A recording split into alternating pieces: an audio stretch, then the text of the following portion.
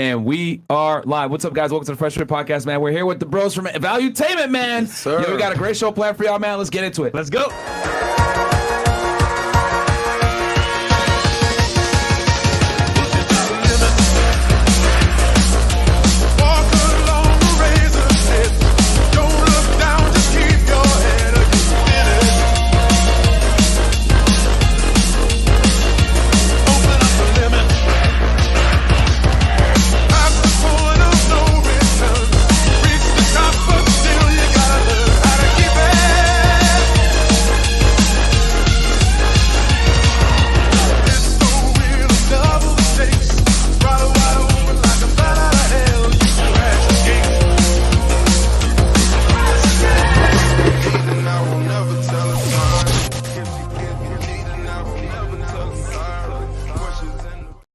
And we are live. What's up, guys? Welcome to the FreshandFit Podcast, man. So quick announcement again, patreon.com/FreshFit. Check all the behind the scenes content there, whether it's me kicking out an annoying ass girl. We kicked out Fetty Wap's baby mom, ratchet as fuck, the other day. She was annoying. Crazy. Check us out over there. And then also, guys, check out Fresh's YouTube channel, Fresh Prince CEO, and check out my YouTube channel, Fed1811. On there, I break down criminal cases, and Fresh does vlogs and does streams with girls.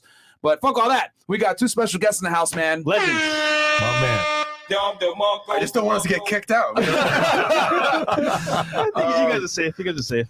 We know who you guys are, but can you guys introduce yourself to the audience, man? We're really happy to have you guys here. Yep. Cool. You go first, sir. Okay, You're the so, boss. Born and raised in Iran, lived there 10 years, escaped, went to Germany, lived at a refugee camp a couple of years, came to the States, joined the army, jumped out of helicopters a lot until I saw balconies like this, and then I said, I'm good.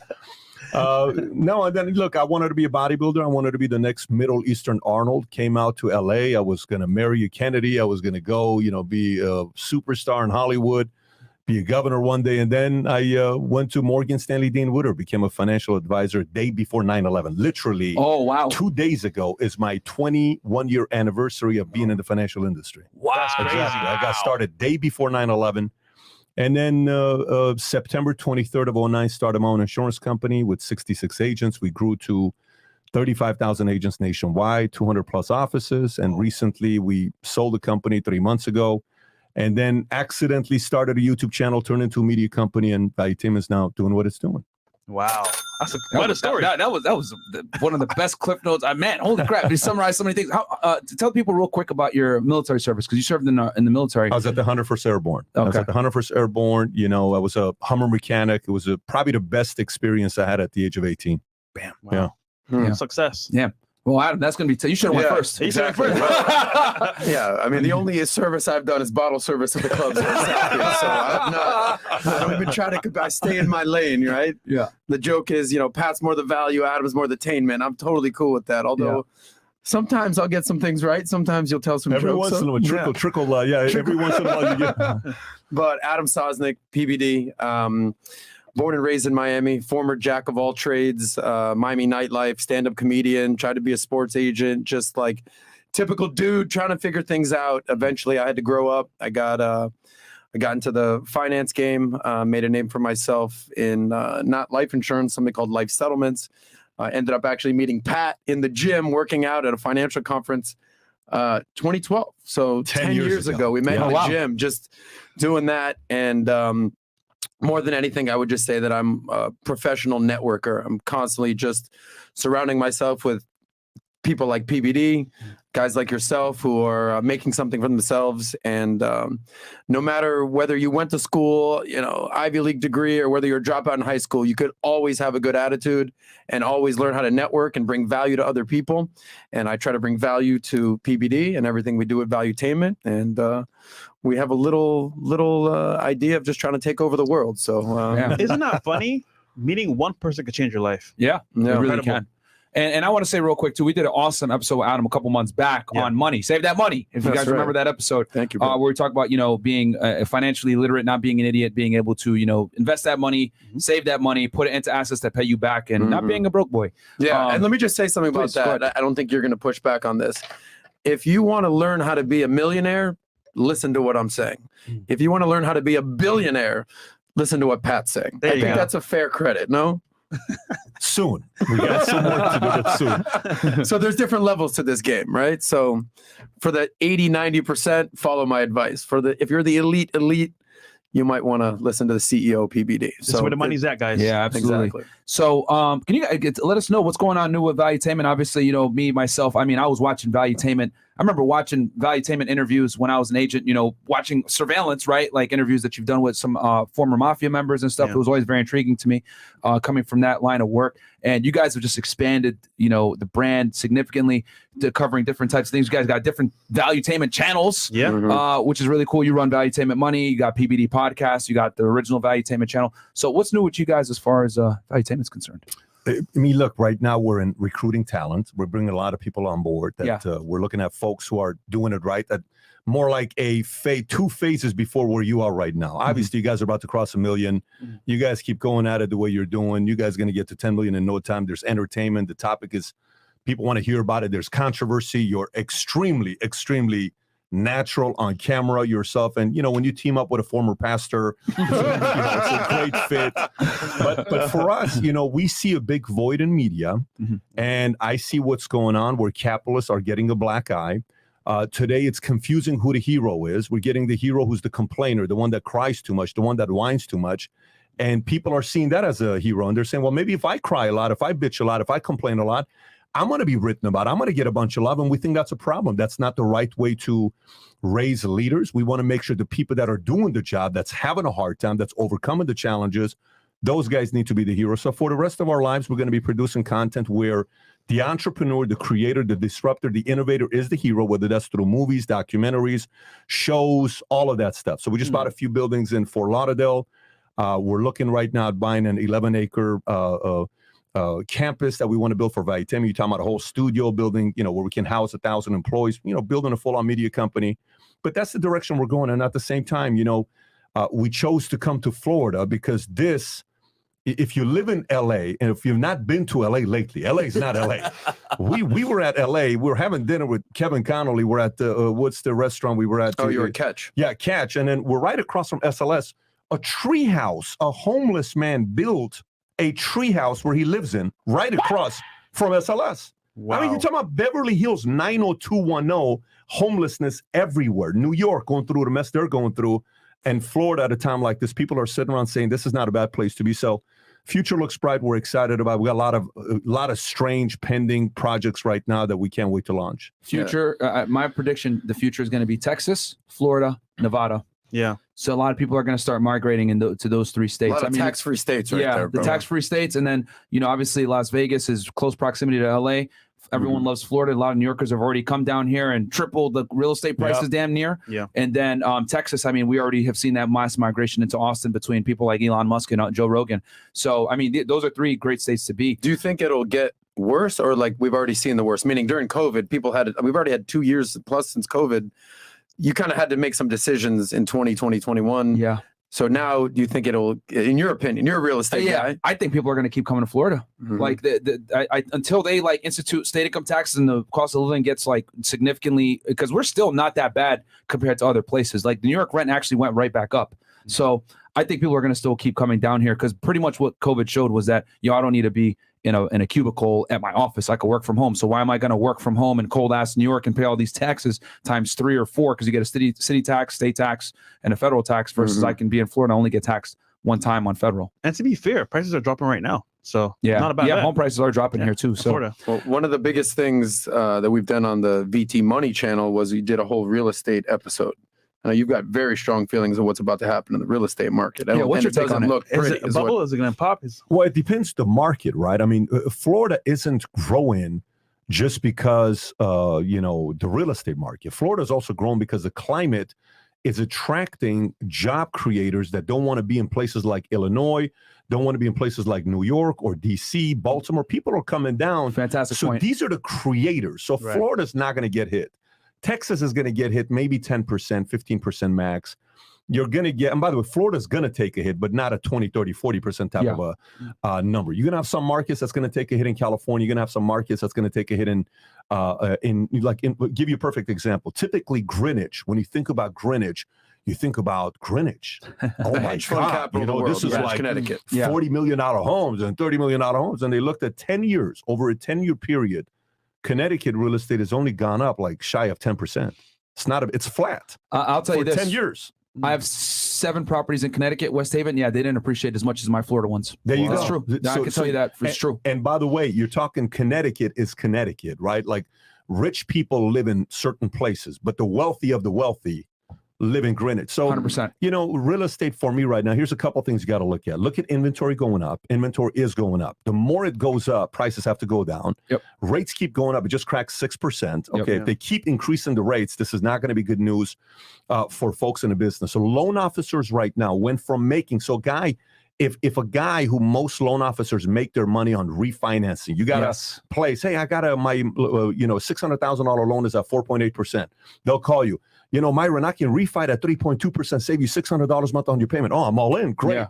But now you got a 3.2%. If I call you as a loan officer, Myron, I can refinance it for 6.2. You're like, what are you talking about? Right? Nope. Yeah, exactly. So today, these loan officers that were making 50 a month, maybe 20 a month, maybe 100 a month, 90% of their income on refi has dropped. So from 100 a month, now they're making 10 a month. That's a very drastic life change. Give you another story of what just happened recently. A baseball card, Mickey Mantle, sold for $12.6 million. Oh, wow. 3 weeks ago. It's a record-breaking, biggest, most expensive card ever sold. $12.6 million. The guy that sold it, if he would have sold it a year ago when Bitcoin was at $69,000, that $12.6 million card would have sold for $20+ million. But it sold for 12.6. He sold it through Bitcoin. He sold it through Heritage Auctions, which is the 5th largest auction house in America. Okay. He sold it for 12.6 million. This is the point I'm making. You're just giving the state of the marketplace. Okay, gotcha. When people in loans were making a lot of extra money, they're just buying stuff. They own 2 Lambos. They own, 3 watches. They own, all these nice fancy clothes. They're buying 2-3 rental properties. They're buying baseball cards. They're buying NFTs. When's the last time you heard an NFT conversation? You don't hear people talking about NFTs. It's very quiet. It's not scam. NFT community is very quiet. They're not saying a lot right now. Yeah. So, when people stop buying that kind of stuff, Rolex dropped. Patek Philippe watches dropped. Luxury watches dropped. Yep. A year ago, you couldn't find an SF90 on eBay or for sale. Maybe 3 of them would be on sale on eBay. Yeah. Today, you can find 30, 40 SF90s on the market, which means that's dropped 10%. So you've seen it from that. A Lamborghini last year where there was 5 of them in the market if you're lucky. Today, there's 59 of them on the market. So why are they on the market? All of this stuff is a sign of where things are going to be 3, 6, 12 months from now. I don't think we've seen the worst of it yet. I think it's going to get a little bit worse in the next 3, 6, 12 months. If somebody's thinking about buying a house, wait 3, 6 months, maybe 9 months. If somebody's thinking about selling a house, whatever price you got on the market, lower by 10%, sell it. Do not sit on it. It'd be a mistake you make. Mm-hmm. Even now, I'm about to sell some of my cars right now because the market's about to drop drastically. Yeah. So you want to get out ahead of the market. I mean, think about what Pat's saying. I mean, just listen to what we've been through from a macroeconomic standpoint. We've printed $6 trillion, $5 trillion since 2020. That's 40% of the money supply that we've ever had in the world. You have people sitting around just collecting unemployment, stimulus, not working from home, moving wherever you want. Like, it's almost like if you do steroids. Like steroids were injected into the economy, clearly, right? And then if you stop doing steroids and stop working out, what the hell do you think is going to happen to your body? Yeah. So everything that he's saying, it's not like conjecture, it's not opinion, it's very fact-based stuff that's going on here. So to your point, Adam, the club scene itself, the guys are popping bottles, crypto millionaires, the guys are PPP loans, all that money's gone. Yep. They're not in the club no more. They're working at Publix or something like that. So it's tough right now, man. It's tough. You were going to say something, sorry. Yeah, no, that's the point. So that's where you'll learn. By the way, here's an interesting fact that came up. In the last 6 months, just this year, so go back 6 months, October of 2021, which is what, 10 months ago, right? To today, discount stores, 99-cent store, discount stores, their sales from October of last year to July of this year, okay, so say 9 months, is up 70%, meaning if these guys were doing 100 million a year, now they're doing 170 million a year. Why are people 70% more going to discount stores? Ain't nobody was waking up saying, I'm going to go to a 99-cent store or discount store. You just go and buy whatever you were buying. You're not thinking twice about it. Yeah, right. Now they're up 70%. These little markers are leaving a lot of clues. Gas prices, I think, is going to keep going down till midterms. Right after midterms, boom, it's going to skyrocket back up. And but for now, some of the stuff that's going on in the economy, there's so much you can do to manipulate the economy to make it look like it's okay. But right after midterms, you're going to see the real bloodbath. I mean, the White House literally said that we're not in a recession, even though we were like, you know, you got GDP, the definition of a recession. But by the way, regarding the discount store, you have a very strong feelings on the discount store. My dad was a cashier at a 99-cent store for 15 years. Yeah. You're seeing two things. I think Target, like, if you're not shopping at a discount store or Dollar Supply, like you're going to a Target, right? Did you see Target's numbers? 89% was down on 89 per Target. Not revenues. They're 89% down on what they were projecting on profits, on how much less I believe they hit, but still Target. Exactly. I mean, and then if you see what's like, I just saw an article come out the other day that you think of who shops at dollar stores, right? Yeah. You know, paycheck to paycheck. They're saying they're seeing more people. I don't know how they track this. Seeing more people who make $100,000 a year, 6-figure income, starting to shop at the dollar store, save that money. I mean, this is just highs and lows of the marketplace. Yeah, and I think this is Money Mondays on Fresh. No, it is. and I wanted to kind of, because you guys made so many great points. You're saying like the Texas market dropped a little bit. Yes, like Austin, Texas, which was one of the hottest real estate markets, it did drop down. Florida didn't drop down as much. And what I'm saying is that going back to what you guys are saying as far as like consumers, like, you know, going from Target down to like, you know, 99-cent stores, whatever, that's also similar in the real estate market. Once people start making less money or they start to fear, they start to cut luxuries out. And when they cut those luxuries out, you want to be in a position where you can kind of, you know, take advantage of that. So for like myself, for example, a lot of you guys ask, oh, real estate, what do you do, Myron? Great point. I always buy real estate that's pretty much B or C level. I don't buy high luxury end real estate. I always buy it like, you know, B, C, Section 8 tenants, guys that are working class, blue collar, because I know that there's always going to be a market of tenants there that I can pull from. Yep. And fortunately here in Miami, even if the house prices go up, well, what do people have to do? They have to rent. And the market rent here in Miami is typically between $1,700 to $2,300, depending on where you are, what part for B and C. So you're always going to win. So like, I think being in that second level, like as long as you're not at the top, you're somewhere in the middle where most people can afford, you'll be all right. Let me ask you a question, bro. Yeah, sure. You've been in this place for how long now? I've been in Miami since 2018. No, but this actual apartment. I've been here. Oh, this is a good example. Yeah, I've been here since 2020. Sorry. All right. So you moved here pre-COVID or right around COVID? I moved right October of 2020. Yeah. $3,700 rent. Exactly. This is what I want to get to. What they jacked you up. So they didn't. I locked another lease 2 years. However, if I tried to get this apartment now, guaranteed probably be around 6 or 7, 8,000. Dude, I was paying $3,600 for a sick place, and I moved to Dallas to team up with Pat. This was in 2020. I was bouncing around, and we came back to Florida a year later. I came to my place down here, Marquee, right across from the Heat Arena over there. I was paying $36. I said, all right, cool. What are the chances I can get my unit back? They go, yeah, it's $5,800 now. Yep. Okay. In a year. Yep. Yeah. I got lucky. So Miami, most expensive city, 40% is gone. I got lucky because I locked a longer term lease before that because I saw that coming. But yeah, man, like it's wild. Like I've seen people's rent here in Miami jump $1,000 to $2,000 easy, especially if you're in the downtown area of Brickell and or downtown Miami, Midtown. Yeah. We know a girl. She has a condo. Hold on. Walt, you know a girl? Fresh and Fit, who's got a million different girls on here? In Edgewater. And like her rent, like for years was like $2,500. Yeah. This year, bro, like literally this year, $3,700. That's a huge jump. From 25 to 37. She works a minimum wage job. Yeah. She can't afford that. Miami went up 41%. It's crazy. In 2021. Miami used to be a best kept secret type city because like people would think, oh, Miami's expensive, but they were thinking of Miami Beach. They didn't think of the city. Yeah. So now that the New Yorkers figured out, wait, you're telling me I can get a balcony view, parking in a gym for $2,000 a month? Because that's what I paid when I first moved here in 2018. I was paying $1,700 a month. And I was, making like, $100,000 a year as a Fed agent, right? And I was like, yo, this is so cheap compared to other major cities. Well, the secret's out. Everyone's moved down to Miami. Now the rent just went up. It's interesting. We're having dinner with Rogan in Jacksonville. This is right after the fight. The fight ends at 2:30. We're at the restaurant. They kept it open. It's 4:00 in the everybody's tired. Six Steakhouse, right? Yeah, Six Steakhouse. And he says, it's crazy what Elon Musk texted me. He says, Joe, why is real estate so expensive in Austin? Joe's like, dude, you got $300 billion. What do you mean it's expensive? Nothing $50,000 little like think about a guy worth $300 million is telling Rogan, look how $300 billion telling Rogan how expensive the rent is too damn high.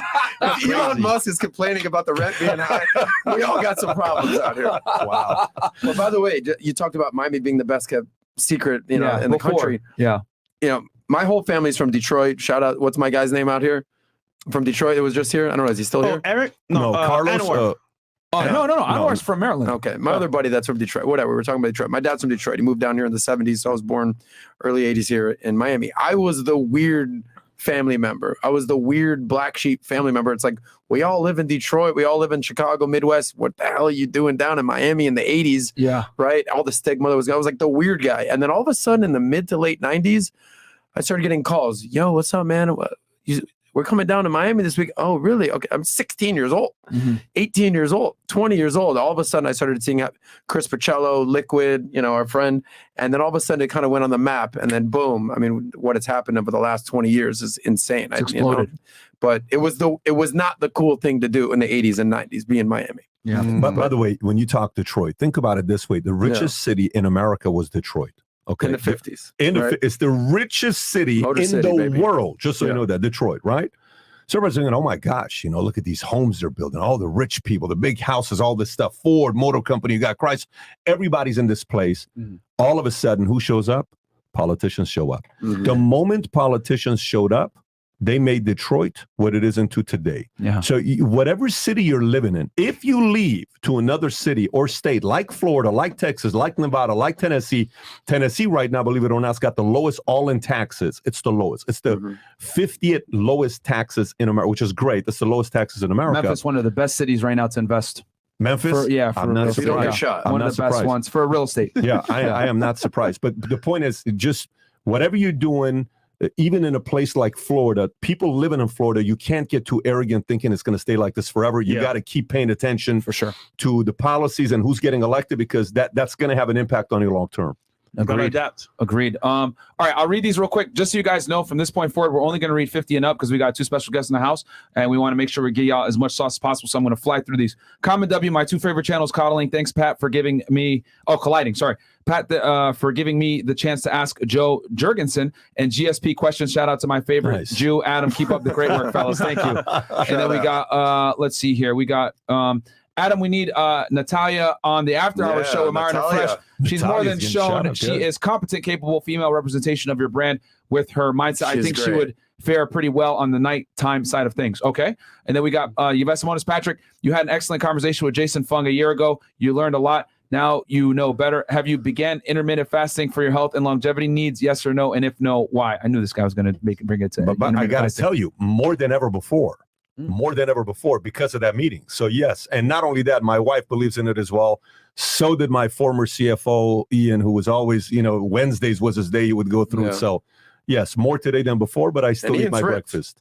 Yeah. That's good. All right. Thank you guys sitting at the table. All of you have inspired me to better myself. Just a year ago, I had the biggest victim mentality, and it wasn't until this past summer when I turned 25 that I had to make a choice, and I choose to thrive. Absolutely, guys. Giving flowers to PBD. That video with Lewis Howes in 2020 was packed with info and changed my perspective. You're an inspiration. Thank you very much, my friend. Here we go. And then Value and Time Go. Shout out to Valuetainment. Appreciate it, my friend. And a couple more 50 and up from here. Now to explain, by the way. Cool. And we appreciate it, guys. Like I said before, so guys, we're going to read 50 and up. However, every single chat that comes through is going to be shown on screen. We're just going to read 50 and up to make sure that we get you all the sauce on this interview. Caleb Box goes, ask my guys, Adam and Pat, what has been the best project done so far this year for them? Oh, I was going to ask that, but I guess we can ask him now. Yeah. Well, real quick, we can get into what that was. But is that Caleb? That's Caleb Box. So we got to give a shout out. Just stop the show. Give a shout out to Caleb. No, he sent me a bottle of tequila today. So the best project that we're working on, we got a lot of them pending, but the one that I'm most excited about is an app we just launched last week called Minnect. And the reason why we launched this app was a couple different reasons. So I can't stand paying lawyers. Last year, I paid nearly $3.5 million to lawyers and accountants last year. Okay. So when you talk to a lawyer for 5 minutes, he sends you a bill for 30 minutes. It just pissed me off after. Like, I didn't talk to you for 30 minutes. No, you owe me $400. I'm like, no, it was a 5-minute call.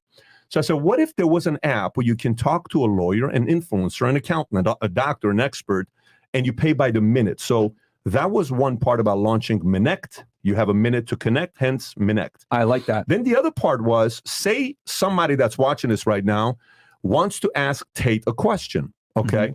Or they want to have a 15-minute FaceTime with Tate. Today, Tate had a 15-minute FaceTime with somebody that bought 15 minutes with him. If you want to have a call with Robert Kiyosaki, maybe you want to talk to Chaz Palminteri. Maybe you want to talk to, I don't know. I mean, Kevin Connolly from Sammy Entourage, the Gravano, Michael Francis. Whatever it is on Minnect. Fresh and Fit. If you DM them on Instagram, you're probably not going to hear back from them because their time is worth money. If somebody DMs you, you're worth money. You might not even see it. Yeah. That's the point. You're not going to see it. But on Minnect, they're going to be able to say, hey, Myron, what are you worth per minute? You say I'm worth $50 a minute. Somebody wants to have a 50-minute conversation with you. They pay $750. So the talent, the expert gets 80%, and Minnect keeps 20%. That's the app we just launched a week ago. Nice. And by the way, Tate is on there right now. He's getting slammed. So if somebody wants to get in contact with Tate or Kiyosaki or Connolly or Sammy or any of these guys, go to Minnect, Minnect, the app on Apple, Droid, everywhere, and you'll be able to connect with these guys. So we just launched it last week. We just launched it right after the Vault, our big 5 event days ago, 7 days ago, yeah. No, that's awesome, man. That's a better cameo. Yeah, I was gonna say it's like it's better than it's like a professional cameo. Yeah, real legitimate conversations with real legitimate people, not like singing happy birthday. That's dope. Brandon A goes, ask Pat when does he think he will interview Richard Hart? He just interviewed him. Yeah, I just had Richard. We just had him on. They just had him. I don't know. I know he did it, but I don't think we have anything to calendar with. Listen, he's a rowdy guy. He knows how to get notice out there as well. But we've already done the interview through Adam. Okay. Respect to PBD and Adam. Pat, thank you for your service. If you can get into airborne school next month, will you go? LOL, just kidding. Pat, I'm working hard on adding a zero to my net worth. Keep leading from the front, gentlemen. Thank you so much. That's one of the homies. Yep. And then we got Value and Time goes, Pat, don't do us like that. I'm still here. Bag holding my Bored Apes and D-Gods. Okay, it's a NFT guy. Yeah, be patient, patient, buddy. Hold. Doc Hancock goes to PBD. That would what would you recommend a young man making mid six figures with solid income security to look out for in terms of asymmetrical returns? Very simple. Either go and team up with a founder that you know is going places and become his best right-hand guy. I watched a video a week ago by not Big Pun, Fat Joe. And Fat Joe talks about how, he talks about how the one thing most people don't know how to do is how to be a number two. He says, listen, my entire life, I've been a great number two. He says, when I was a kid growing up, my older brother, I was a number two. So I would open a door. I'd say, here you go. What can I get you? I would go get him a drink, get the food. Everything was, I'm his number two. He says, then I made all the money. But I learned how to be a number two. He says, I'm rich. He says, guys, I'm very rich. At this point of the game, I make money whether I get out of bed or not. He says, however, as rich as I am, I'm not as rich as DJ Khaled, who's younger than me. And he says, if Khaled and I go out, I still open a door to him because I'm a great number two. Somebody like that, Doc Hancock, if you want to make money fast, and I'm talking fast, go find great founders who are killers, who have a reputation, that are going to get the job done. And they say they're going to do, it doesn't matter what space it is in real estate. I'm less interested in the industry. I'm more interested in the founder. Not only are you going to learn the habits of this founder, and then you say, hey, Myron, what do I need to do to own a piece of your business? Hey, Fresh, what can I do to own a piece of this thing you're building? Then Myron may say, well, look, in the next 2 years, if you do X, Y, Z, I'll give you stock options. I'll do this, I'll do that. Well, then once you do that, when the company goes public or it sells or it gets acquired, something happens, you're going to get, the other day, one of my guys, it's so funny, shout out to Amor. Amor was my boss 21 years ago. When I say boss, he was kind of the guy that monitored all the business I was doing on the securities industry. He got me out of trouble. Like if I was doing business and I was younger, he said, don't do this, don't do that. He's a compliance guy. He kept you from being Jordan Belfort. He's that guy. Okay, sweetheart of a guy. So I love him. So one day, him and I meet at Rafi's place, and I said, Amor, what are you doing where you're currently at? He says, well, I'm doing this. I'm like, listen, I started an insurance company. You know how hard I work. Why don't you come and be my compliance guy? And he says, but Pat, you got nothing going on. I said, I got nothing going on right now, but you know who I am. I'm going to work. So finally, I said, let's do another meeting with your wife. So his wife shows up. So it's him and his wife at the time, ex-wife at the time, and we're sitting down talking. Anyway, so we have dinner. I said, come on board. It was at the early stage of the company. He got equity. Well, when this whole event took place 3 months ago, Amor is famous for FaceTiming you and rooming up with you and walking out of the shower naked. This is because he's from France, so he's got a little bit of that French thing going for himself. So all of a sudden, next thing he calls me. He's in tears. He's in the sauna naked. He's like, Pat, I can't believe what just happened with this check. I was not. He got a massive check for himself. But again, he did the right thing. He teamed up with somebody that's a founder going places. So Doc, I would say go find a killer founder. Run with them for 3-5 years, maybe 10 years. Do whatever you can to be the right-hand person, and you're going to make a lot of money. Chances are you're going to make a lot of money. That is some sauce right great there. information. Well, I just want to add to that because this is something that we talk about a lot. You talk about our friend Tom knowing what number you need to be. Okay. He was never a number one. He was always a number 2, 3, 4, 4, 5. For as long as I've lived, I've always been the number 2 guy. And I'm totally like, you have to understand what kind of ego you need to like put aside. Everyone's got an ego. Of course. One of the things I learned, the ego is not the amigo. In high school, I like that one. The ego is not the amigo, bro. In high school, you met my friend Terrell. Yep. On the basketball team, he was all county, all dade, amazing player. He's the shooter. I'm the point guard. I'm good with that, bro. We went places. Okay. After college, you know, Keith, multi-millionaire family, billionaire family. Started hotels, started clubs, bodega. I'll be the number 2 guy. No problem. We're running things. Even with my buddy Chris, the guy, Chris Humphries that married Kim Kardashian. Yes. I'm right there. I'm the number 2 guy. I'm walking Chloe down the aisle. I got no problem. I'm not with Kim. I'm with Chloe. So when I meet Pat and he's like, listen, I need you to run with me, but clearly you're the number 2 guy. Dude, I'm right there with you, brother. And to have someone who's definitely a number 1 is so powerful because I'm the type of person that likes to give assists. I don't need the ball. I don't need to be a scorer. If we did play basketball, I'm more like a number 11. Just so you know. He's more of a Dennis Rodman type. He's like the Persian Dennis Rodman. But what Pat's saying is maybe you're not the number 1, bro. Maybe you're the number 2. There's nothing wrong with being the number 3 or number 4. Like it's like us. Yeah, I'm a number 2. I'm glad with it. Yeah, he's number 1. But it's in different. You excel in different things. Listen, what you just said. Okay, so today it's so funny. We're driving today, and we're going to have lunch with Mario and Tom and Jennifer, my wife, and we're talking about relationships, marriage, which I know you guys are very excited about getting married one day. But we're talking about marriage and relationships, right? And so we talked about different women in your life, the difference between being smart and wise. Okay, most people want to be smart, okay, because it's impressive. You want to kind of here's how smart I am. What you just said, you're not smart. You're wise. A smart person may want to compete with him and say, no, I'm going to be better than Myron, all this. No, you have wisdom. And it's very difficult to teach that, to have wisdom. It's a choice that you make. And that's a sign of maturity. For a guy whose age ends with the number 9, starts with the number 2, that's about to turn 30 in October 2nd. And by the way, just so you guys know, I know you guys don't share this kind of stuff off camera, right? Like 5 minutes before we got started, he was crying on my shoulder, like, what do I do when I turn 30 years old? I was telling him it's okay, it's going to be fine. So, well, you're going to be all right, bro. Well, I got to say this, man, because that's true. I studied Proverbs for wisdom, and God granted me that. So thank you for saying that. That's awesome. But well, to your credit, there's things you excel in as number 1. Like you're the guy out on the clubs, out in the boats, networking. That's your role. In that capacity, you're number 1. That's when true. it comes to the show, maybe Myron is more the number 1 in terms of, philosophies and right and wrong and kind of kicking chicks out. And that's not your role, but everyone excels in a different role. So you could be a number 1 in some things, but a number 2 in other things. That's a good point. So, okay, I'll read the rest of these and then because I want to circle back to Valuetainment and how you guys are like because you guys are pushing the envelope in a lot of things, and I want to talk about your guys' recent interview as well.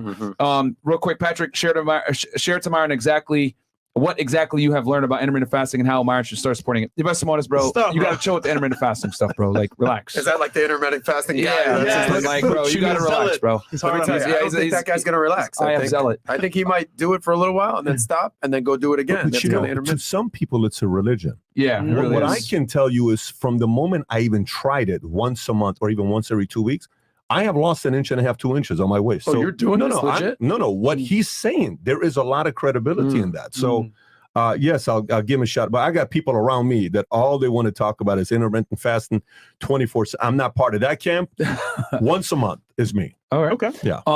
So, because you guys were talking about Valuetainment before, that we pretty much have media agencies that are kind of run by victims and people that want to be, if you participate, it's good enough, blah, blah, blah, which I agree. Like, I mean, media is, it definitely degraded itself significantly. I mean, if you look at Netflix nowadays, I was talking about this the other day, like we're putting like soy boys and, weak men kind of in the forefront and kind of making them the champion characters versus like taking the traditionally masculine guys and making them look like the evil guys. I mean, if you look at like a movie like Rocky, for example, back in the day, or you look at any of these like very pro-masculine movies, Rambo, etc., their hero looked like a goddamn hero. Nowadays, the heroes don't look like heroes. If you look at Spider-Man nowadays versus Spider-Man from the early 2000s, it was significant. And I think we've been, working towards degrading the male image in general and killing masculinity. And I really like the fact that you guys are kind of fighting back against that with Valuetainment, bringing people that kind of go against the grain. I know you're going to interview someone tomorrow that has a different viewpoint on 9/11, and whether you agree with them or disagree with them, I think that's really important to have people like that. And you guys recently just came from Spain. Can you guys tell us about that a little bit? Yeah, so Tate reached out and we started talking. We've been communicating for a while, but he reached out on Instagram, and when he was on, and he says, "Hey, why don't we figure something out?" I said, "Come to the States." He says, "It's not something I want to do right now." I said, "Totally understand." And then we looked at different locations. Finally, we agreed on Madrid. So right after we finished the vault, we got on a flight. We went to Madrid. We met up. We set up a whole nice private cigar. It was a top cigar lounge in all of Madrid. We sat down. We had a 5-hour conversation with him on tape. The whole thing is like 6-7 hours, but 5 hours on tape. And we talked about a lot of different things. And it wasn't a, interview where it's kind of like, "So how you doing, man? You're killing it." It was more like, "Look, here's the people that have been banned. Why'd you get banned? Here's the stuff that you've said." So, some people hold you accountable for these comments. What about this? What about that? And the great thing about him is, I've interviewed communists. I don't believe in communism. Yeah. I've interviewed Sammy DeBow, Michael Francis. I've interviewed Phil Leonetti, the former underboss of the Philadelphia crime family. I've interviewed Nicky Scarf, one of the guys that replaced him. I've interviewed all these guys. Killers, yeah. People that did jail, people that did time. Andy Fastow, who was the CFO that caused Enron to go out of business, he went to jail for 8 years, was the keynote speaker at our event last week. Yeah. The CFO who went to jail for 8 years, they had 100,000 employees. And the intro to him was, "Guys, the reason why I'm bringing people like this is to help you keep you out of jail so you don't make the bad mistakes accounting-wise." So for us, we interviewed Tate, and I was waiting to see what his style is going to be. "Let's not talk about this. Don't ask me about this. Don't ask me about that." Because some people are like, "Hey, don't ask me." Yeah. You know what he said? "Nothing. Ask me whatever you want to ask me." And we did. And, the audience will be able to make a decision for themselves tomorrow, 1 p.m. Eastern Standard Time. It's going to go live on PBD Podcast, and it's going to be on our website. So here's the key. If, God forbid, something happens, you'll be able to find the interview on PBD on Valuetainment.com, and you'll be able to find it on Rumble. It's the first video we're posting on Rumble, just in case, but we are going to have it on Valuetainment.com as well. So nice. It's a direct call out to the Paul brothers. He did not hold back. Logan, direct call out to KSI, to Logan, not necessarily Jake Paul. He actually had good things to say about Jake Paul, but if I say to you, he mentioned name Logan Paul 40 times, I would say that's a small number. Yeah, he definitely has no love for this guy, Logan Paul. And there was a lot of other people that he was like that. But yeah, so I mean, look, whether you feel that way, I think both of them are giants. I think Logan, for those brothers to go out there and did what they did together to be where they're at right now. Are you kidding me? There's some of the Jake's probably one of the top 10 best trolls we have in America. That's a skill nowadays. That is a skill nowadays. Yeah. Trump, him, Connor, Mayweather, Dana, these guys are professional. They know how to make the money. Elon is probably the best troll out of all the business people. But yeah, it's going to be entertaining to see how the social networks react to the interview tomorrow. Wow. Yeah. And hopefully they don't try to take it down. And I speak with Tate very often, almost every day. And we knew him before he blew up. And to me, it's like, dude, it's crazy to me how he really, if you look at it, he didn't really violate any terms of service, because I've seen people get away with way worse. It's just that anything that's pro-masculine nowadays, anything that talks about male self-improvement, whatever it may be, or anything that gives male authorities while simultaneously telling women, hey, men lead, women follow, is always going to be looked at as, misogynistic or hateful content or whatever the hell. But there's people on YouTube and these contents and these platforms that make way worse content. So, and then as far as Logan Paul and KSI, I lost a lot of respect for them, for me, as a guy that used to watch them before, to see what happened to Andrew Tate and then them go ahead and say, oh, good, he got canceled, blah, blah, blah. Meanwhile, KSI a couple years ago was talking about, this is my rape face. And, Logan Paul with the, incident that he had in Japan filming a dead body.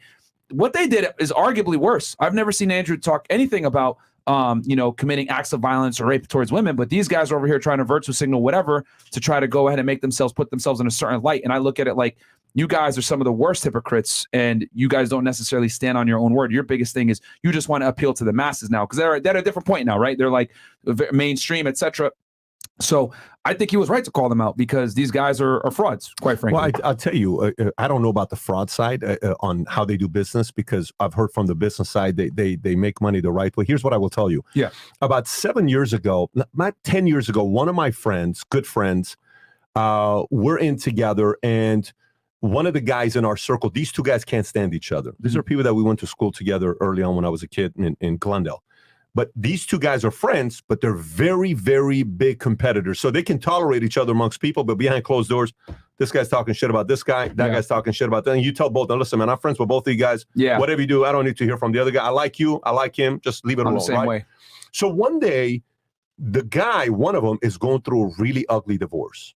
Really ugly divorce. And it's very, very ugly.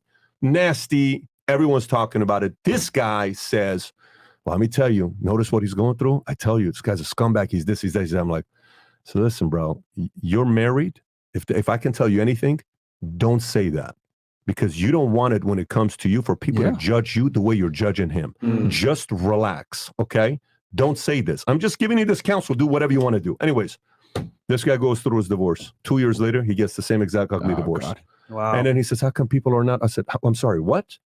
Do you not remember when your best friend was going through it, what you did to him? Yeah. What do you think is going to happen? So for me, the biggest disappointment with this case with Logan and Tate and all this other stuff is Logan got the biggest forgiveness. His channel was demonetized for 90 days. Nothing was shut down. No Instagram, no Twitter, nothing. He just lost demonetization for 90 days. Yep. And you were forgiven. And on top of that, this is the part that's a little bit disturbing when you hear stories like this, is Dwayne Johnson. Logan just told a story like a week ago or a month ago. Yeah, Dwayne Johnson, manager, apparently, this is Logan Paul's. I don't know if this is accurate or not. The manager called Logan Paul because they were representing both, and they said, "Listen, take all the pictures down you have with DJ with The Rock. Oh wow! And then when things settle down, it's okay. But for now, take it all down." Logan then says, "I was disappointed because this is like my hero telling me to do something like this. It kind of broke my heart. I'm going through it." You have to know that for somebody that's lived that, you have to be wise enough to embrace the moment and say, listen, this guy's going through what he's going through. Hey, man, well, my turn, because you're going to screw up again in life. You are young. This guy's going to be, this guy, by the way, as much as I'm saying this, I believe Paul, one of the two is going to run for president one day, and they're going to have a shot at winning. As whether you like these guys, you hate these guys, it doesn't matter. I simply give props to somebody's ability to compete at this age, to go through amount of limelight, and now as a professional wrestler. All I'm saying is, as you're winning and some of your competitors are losing, be very careful when you get in their face and you just, I told you so, you're a loser, you're this, you're that, because a year, 3 years, 5 years, 10 years, 20 years later, you're going to go through some shit and you're going to want people to remember how you handled, how graceful you were. Conor McGregor said a great quote one time when he lost to Diaz. I'll never forget this quote. He said, he says, look, I'm cocky with my predictions, okay? Confident in my preparation, humble in my victory or loss. Okay, cocky with my predictions, confident with my preparation, and then humble in my victory or loss. Now, obviously, when he lost to Dustin Poirier, he wasn't that humble about it. Yeah. But that is a very simple thing to be thinking. If you're winning, you're losing. Look, the other day, UFC, I don't know if you guys saw this last card. Sick card, by the way. What a flipping card. Dana White pulled off an incredible thing last minute when there's a big brawl in the back. I don't know if you guys heard. It was a massive brawl in UFC. This is the first time in the history of the UFC they canceled the press conference. This has never happened before. Oh, wow. One of the guys brought Nate Diaz as part of a gang, so they had 50 of their people. The other guys had 37 people. Fight breaks out. They don't have enough security. But these guys fight. Kevin Holland fights how do you say the other guy's name? Kazmat. He fights Kazmat. At the beginning of the fight, they're thinking this thing's going to get very, very ugly, and Kevin's going to knock him out. In 1 minute, Kazmat wins. It's not even close. Like, the other guy didn't score a single point. You know what happened at the end? They both hugged it out. They shook hands. It was good. It was over with. So I just didn't like the way Logan, right after this guy got banned, no one's got more experience than you in this area. I think you could have handled a little bit more gracefully. That's my only criticism of his handling of the situation. Yeah, and my thing is, go ahead, Adam. No, Please, go ahead. Can I give you a little pushback on this? Sure. Okay. I know what you're going to say. I know what angle you're going to take. This is what 43 years of wisdom will do to you, is you can reference different stories that have crazy story arcs, fighting buddies, this, that, all right, divorce, 2 years later, another divorce. Yeah. So, Logan's 27. Tate's 35. Yeah. Tate, I'm an old man in my old age. You're not that old, bro. Like, you're good. But if you're Logan and you don't recognize exactly what happened to Tate, could have been you, bro. Yeah. But at the same time, you also recognize Tate's a threat. Mhm. He's coming for the throne. Yeah. Social media throne here. I mean, we're talking about elite eyeballs. Yeah. Right. So if you're Logan Paul, and I happen to think that when you reference one of the Paul brothers could be president one day, I'm dismissing Jake Paul from this conversation entirely. But if you're Logan Paul and you're looking at somebody coming up, what do you want? Him to join you on the throne, or you want to shit on him when he's down? And that's where I think his perspective is. Right or wrong, I appreciate Pat's wisdom. I'm looking at Logan, looking at Tate, being like, nah, sorry, buddy. Like, keep it moving. And then if you want to really, really, really, really hear Tate's feelings on Logan, tune into the interview that's launching tomorrow, because he tells it like it is, perspective that I didn't kind of see coming. But like, if there's anything and you probably follow the Paul brothers way more than I do, but their story arcs are very like beef, and then we'll hug it out. Like everything that Logan did with KSI, weren't they like enemies, and now they're buddies launching a business together? Yeah. Can't you see a day in time where Logan Paul and Andrew Tate kind of team up and do something together? I mean, they're going to probably fight before they become best friends. Mm-hmm. But I know Tate's big on story arcs. How I see it is because, look at it this way, right? They want to be number one. All the time, what did Logan Paul say? You're the number one podcast in the world. And I get it. However, they saw Tate, like you said, as a enemy. However, for them, it's more like, you know what? If I can align myself with the populace and say, you know what? The liberals. Ban him because he's a bad person. Yep. Then you know what? I'll gain a whole new audience, and I look good as well. Yep. How he did it, I think, was not classy. However, I get where his point of view is. He was able to galvanize the politically correct people to come to his side, people that otherwise would have never rocked with him. The females, the feminists, the people that are all SJWs that typically wouldn't have rocked with the Paul brothers. Now he's able to galvanize them, come over because they hate Tate more than him. And here's my biggest issue that you brought up earlier, Pat, is you were at a worse scenario yourself. So if you kick a man while he's down, bro, who are you to even do that? And he mentioned something in the podcast that was very funny to me. He said he changed as a person. So my question is, can Andrew Tate change as well?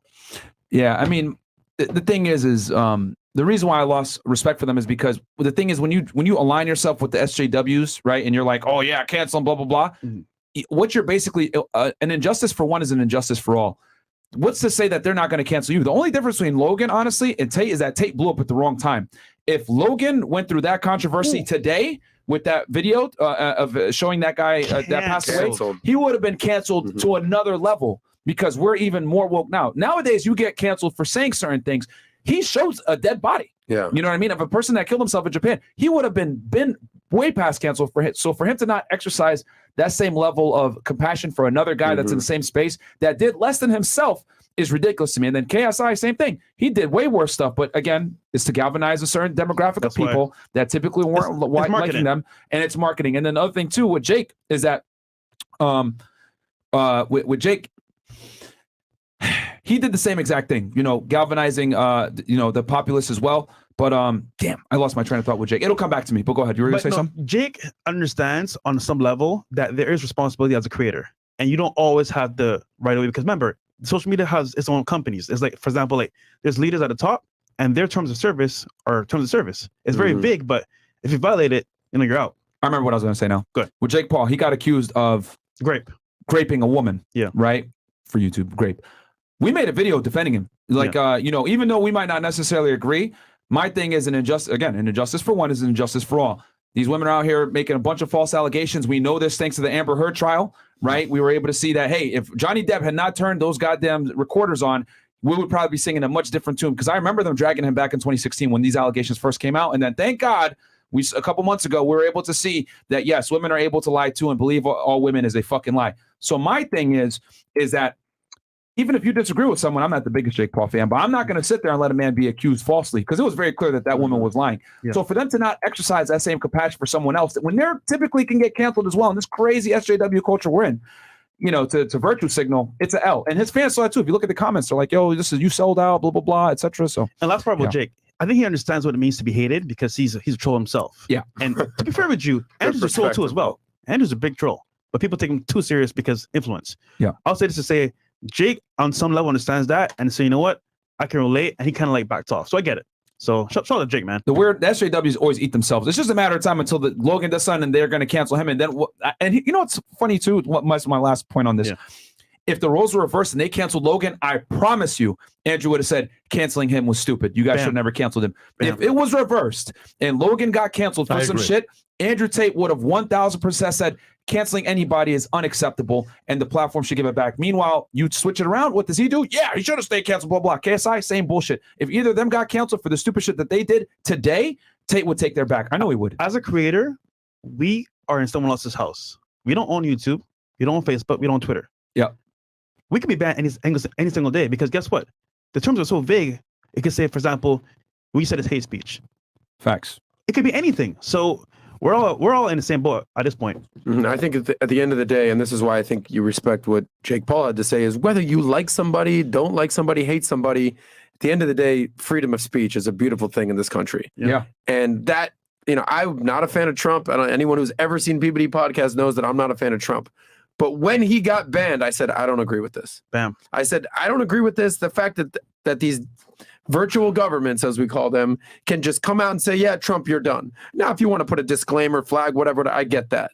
But to just cancel somebody, this is so un-American. This is so not what we stand for in this country. Mm-hmm. So whether you're a Tate fan, you're a Paul fan, you're this fan, you're a Trump fan, freedom of speech is protecting opinions you like and especially opinions you don't like. Bam. Well said. And real quick, guys, we're going to kill the Twitch stream and the Twitter stream as well. So go ahead and check us. So come on over to YouTube, man. Type in Fresh and Fit. And also, guys, go ahead and like the goddamn video. Only 2.3K likes. We got 6.4K you guys watching right now. Real quick, speaking of Trump, what are your guys' thoughts on them raiding Mar-a-Lago? If you guys want to talk about it. All right, so let's talk about it. I mean, listen, at the end of the day, so there's two ways to look at this, right? One is let's look at the current president. He says he knew nothing about it. Mm-hmm. Let's say he's right. He knew nothing about it. Let's actually play both sides. Okay. Yeah. If he didn't know anything about it, what kind of a leader is he to not know the fact that the number one competitor you have that they're about to raid, you knew nothing about it? Maybe that's because nobody looks at you as a leader. So now he says, no, but I did know about it. No problem.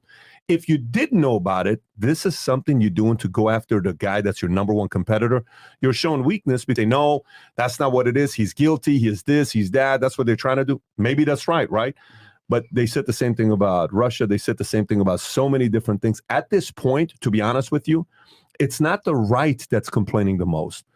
The left, not the left, it's Democrats. Forget the left. I'm talking Democrats, independents, libertarians. They're like, listen, can you just get off of this and just move on because we're sick of it and we don't believe you anymore. So what happens when you do that? CNN, how many people got fired lately on CNN? I mean, you got Cuomo, you got Brian Stelter, you got the latest guy, of course. Don Lemon's going to be next. All these guys. Why are they trading them? Why are they getting rid of these guys? Because the market is saying we want to know the truth. The market is sick of what's going on today. And the CEO as well. He came in there as a new figurehead. He's basically saying we need to get more moderate. Good for him. By the way, CNN was built by a founder who was an absolute stud of a guy named Ted Turner. CNN was always the place you went to listen to because there was reason there. You're like, you can see both sides. Today, it's not that. It's, and by the way, same can be said about Fox. You go to Fox is one side. You go to CNN, you go to NBC is completely lost. It's pretty crazy that today, rather than listening to the political, commentators, people are trusting a Bill Maher, a comedian, a Joe Rogan, a Russell Brand. What are we talking about here? YouTubers. You're talking about guys that are sitting there making more sense than some of these guys that their job is to do journalism. Yeah, America kind of doesn't trust their journal. There is no more journalistic integrity. It's whatever gets the eyeballs. But I will tell you, I think the next 18 months, 2024 will be the Super Bowl of elections. If you think things got dirty in the last few years, this is going to be a very, very epic 2023 from October on till November. That 13-month stretch is going to be bonkers. Is what's going to happen. So it's going to be very epic. Obviously we're in a state where there's potentially 3-4 people running from this state in the state of Florida. Yeah. You obviously have Trump. You have DeSantis. Mayor Suarez said the other day he would consider running. Oh, wow. Yeah. I mean, some people want to see Ivanka do some stuff. Maybe it's too early for her to do that, but there's a lot of people in Florida. So there's a lot of people in Florida that don't want DeSantis. They're like, listen, man, don't run. Just stay as a governor because we like you a little too much. But it's going to be very interesting next 18 months. What are your thoughts on it, Adam? I think the one thing that I could say, and more Americans I think are agreeing with me, is more than ever, it is so important to just be independent. Okay, I'm not a Trump guy, not a big Biden guy, but more than, because if you're on a team, you feel the need to basically defend your team. Yeah. Okay. So like, in sports, if you're a Steelers fan and they play the Ravens, no, the Steelers, no, like, more than anything, I am completely independent at this point. I would gladly vote for Ron DeSantis in a second. Okay.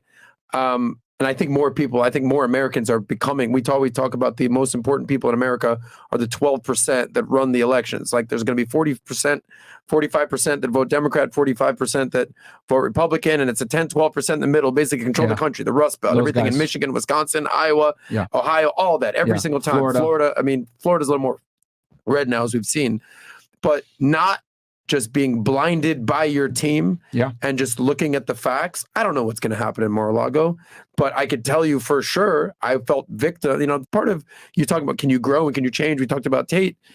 I'm someone who has done that. 4 years ago, I'm like, he did it. Russia, clearly. And then all of a sudden it's like, well, nothing really happened there. Okay. And there's a lot of my friends who are basically still have Trump derangement syndrome, who are basically saying, of course, we got to lock him up, Mar-a-Lago. I'm like, bro, you don't even know what happened at this point. Yeah. So more than anything. And this is coming from somebody that doesn't like Trump at all. Yeah. Adam. So as a person, but at the same time, I can recognize policies that he has done that has benefited America. And I think that's the problem that especially the people on the left have done, is that they'll demonize Trump and they'll be, he's a demagogue, he's horrible, he's done nothing good for America. It's like, well, unemployment was very low. The stock market was at all-time high. He did put together peace agreements with enemies of ours. So like, you must be able to recognize the good with the bad. And that's the problem with this fractioned society where we're all living in different echo chambers, only listening to certain people you agree with to kind of segue to what we do on Valuetainment, we can have open dialogue and discourse and debates and totally rip into each other, and then afterwards say, hey man, great show, let's go grab lunch. Whoever it's with. Not even just Pat and I will tell you though, a 38-year-old Trump on Fresh and Fit would break the internet. That'd be hilarious. It definitely would, man. And I'll say, and I'll put this out there as a disclaimer, I like Trump, I'm a Trump supporter. So, just so that I get that out there. But I will say that, CNN and these like big media outlets, they're not doing as well as people like Joe Rogan, TimCast, etc., which is why people, they made an attack on Joe Rogan. They try to get him with the N-bomb thing, as you guys remember. That was a targeted attack. With TimCast, he's pretty much like they shadow ban him or whatever. And these guys are doing better numbers than a lot of these mainstream media outlets, yourselves. And, what I've come to realize is that people want independent media. The people are speaking. You look at like a mainstream media outlet like NBC, whatever. You look at, they took out the dislike bar. A lot of the big reason was because of these mainstream media things getting terrible dislike ratios on their content. So the people are kind of waking up and be like, yo, these mainstream media outlets, they're out here to make a buck, not necessarily tell the truth. And the other thing too with Trump is that anytime Trump is in the headlines, ratings go up. They know that. Trump is literally a lightning rod for media views and growth. So this is why they're covering the search warrant extensively. What I'll say from my professional experience from being a former special agent and like drafting literally hundreds of search warrants for situations just like this is I actually went through the affidavit, the FBI agent's affidavit, and I read through it very thoroughly, and a lot of it is redacted. And a part of it, why it's redacted, is for a bunch of national security reasons and also to protect the investigation. But I know for a fact, just from reading it, and I had a whole video on this, if you guys want to check it out on Fed 1811, there was definitely informants involved, people that were close to Trump, for them to be able to give that information to get a search warrant, because getting a federal search warrant is extremely difficult. You need to be able to articulate facts that show that the fruits of a crime or evidence is going to be there, and you need to be able to do it within a certain tight time frame so that they can go ahead and search the home, because the home is looked at as, one of the highest echelons of the Fourth Amendment, right? So I will say, from all the stuff that's been going on, and this is coming from me being from an unbiased position, I think Trump is in trouble. From what I've seen with, what the DOJ has filed versus what his lawyers have filed, this is a special master situation, etc. I predict he's more than likely going to get indicted, and I'd say that as a supporter. Well, Tucker Carlson also agrees with you. He came out and clearly he's on Team Trump. It sounds like you're on Team Trump too. And I appreciate. You got to be unbiased with that. Exactly. I appreciate someone who's on your side that will basically call out their own side. I call out the wokeism and the leftism on the Democrats all the time. It's Being something- objective, basically they had given him plenty of chances. Long story short, for those of you guys that are wondering what the fuck is going on, he had some documents that were classified. He shouldn't have taken them at the White House, right? And he was supposed to give them back. Him and his attorneys have been going back and forth with the government. Hey, I'll get them back, blah, blah, blah. They didn't, do it in due time. They had, his lawyers are in trouble too. Some of them are lawyering up. They had basically said, oh yeah, I attest that, these documents have been returned. FBI does a search warrant, finds contrary that the documents are still there, extremely sensitive stuff, TS, SCI, etc. Basically stuff like we're talking about nuclear secrets, other defense, national secrets, whatever it may be, right? So they go ahead, they seize it, etc. And there's a bunch of evidence now that shows that they had made efforts to try to get these documents earlier, and Trump's lawyer team, whatever the fuck, didn't do it. So on obstruction, they got him almost dead to rights on obstruction of justice, and that has nothing to do with the clearance of the documents. So we'll see what happens. I hope nothing happens, but I mean, from my professional experience, being unbiased here, it's extremely likely that he's probably going to get indicted. I just think, man, that people want a leader.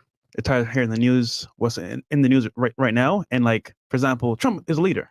So what do you have against all these platforms? It's influence. Same thing with Tate. What do you have? Influence. So when you have influence on that level, they want to take you down. So that's what it is. Yeah, it is what it is. But no, cool. So real quick, if you guys have anything that you want to, I don't know if you guys. Well, I'll just say what I always say a million different times. Yeah, Trump's a leader, Biden, whatever, not as much of a leader. At the end of the day, I love America. Okay, I'm an American. All right, Pat is famous on Fox News for saying "born in Iran, made in America," and there's a large contingency of Americans who are ashamed to be American. Yeah, and that is largely on the left, and I think that is such a disgusting quality, because if you want to leave this country, go buy a $500 plane ticket. Vamos. Yeah. Go anywhere you want in the world. Yeah. Tell me how it is, buddy. So I would love a situation in America where we have a leader, a president that can get 60% approval rating. And many years ago, that would seem not that far-fetched. Yeah. But Nowadays, when Biden's treading water at 40 and Trump barely cracked 45 on a best day, I want someone who can lead America that we can all look at and say, all right, that's our leader. Because I'm so sick of people in America saying, not my president. Yeah. Not my president. The leftists said that about Trump, and now people are saying that about Biden. And what happened to a time where we say, all right, I just believe in the American president? And unfortunately, the last time that we had something like that was right after 9/11, which was 21 years ago. Yeah. So that's what I wish for America. And just quick update, rest in peace, PNB Rock. Apparently he passed away. He just passed away just now? Yeah. Oh, wow. Not just now, but apparently that's the news right now. Oh, wow. That's horrible. Yeah, he got robbed in Los Angeles. Roscoe's Chicken and Waffles. Wow. Wow. Yeah. LA, going back to what you were saying, LA is a war zone now, man. Extremely dangerous. Crime has been going up. Homelessness has been going up. These states that are super woke tend to, go that route. Well, may he rest in peace. But just to piggyback on what you're saying with Trump here, a couple things to be thinking about. Yeah, please. Is one, if they do indict him, Mhm. let's just say they go there. Yeah. Okay. If you think protesting was bad a year and a half ago, I'm just being very honest with you. You're right. It's so here's what it's going to do. Let's go through it. Let's process it together. Sure. They indict Trump. No problem. They want to publicly humiliate this last name forever. Okay. If this was 50 years ago, they don't publicly humiliate you. They take out the Kennedy last names. And when's the last time you saw a powerful Kennedy today? There's not many powerful Kennedys left today. Yeah. They fully eliminated anybody with any kind of an affiliation to the Kennedy last name today, right? Yeah. There's RFK, the son, but outside environmentalist lawyer, not much.